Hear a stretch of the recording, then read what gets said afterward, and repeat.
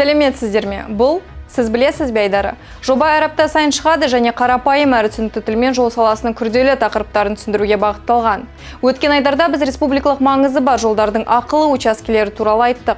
Айдардың осы санында тақырыпты одан әрі жалғастырамыз. Жеңіл автокөлікке арналған жылдық абонемент бар екенін білесіз бе? Оның құны 1000 теңгені құрайды. Мысалы, ақылы жолдар бойында елді мекендерде тұратын халық үшін жылдық абонемент тиімді. Абонемент А нүктесінен Б нүктесіне барып келу үшін екі бағытта да қолданылады. Ал консультативтік көмек көрсету үшін клиенттермен жұмыс жасау орталықтары бар. Олар барлық ақылы учаскелерде қарастырылған.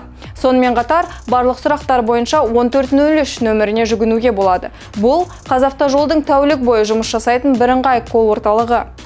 Өткен айдар аясында айтқанымдай, ақылы жолмен жүру тарифтері 2013 жылдан бері еш өзгерген жоқ.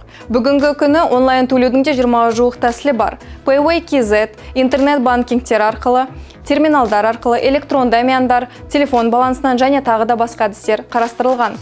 Естеріңізге сала кетейік, жол жүру ақысын төлемеген жағдайда әкімшілік айыппұл қарастырылған. Жеке тұлғалар үшін бұл 5 айлық есептік көрсеткіш мөлшерінде болса, заңды тұлғалар үшін 10 айлық есептік көрсеткіш мөлшерінде.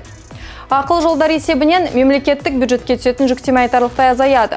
Бұл ретте жол жүру ақысын төлеу арқылы жиналған ақша тек жолдарды күтіп ұстауға және инфрақұрылымды дамытуға жұмсалады. Ал қорытындылай келе, ел тұрғындары Қазавтожол ұлттық компаниясына қатысты барлық сұрақтарды, өтініштер мен ұсынымдарды Facebook және Instagram интернет желісіндегі ресми парақшаларға тікелей жолдай алатынын айтып өткім келеді.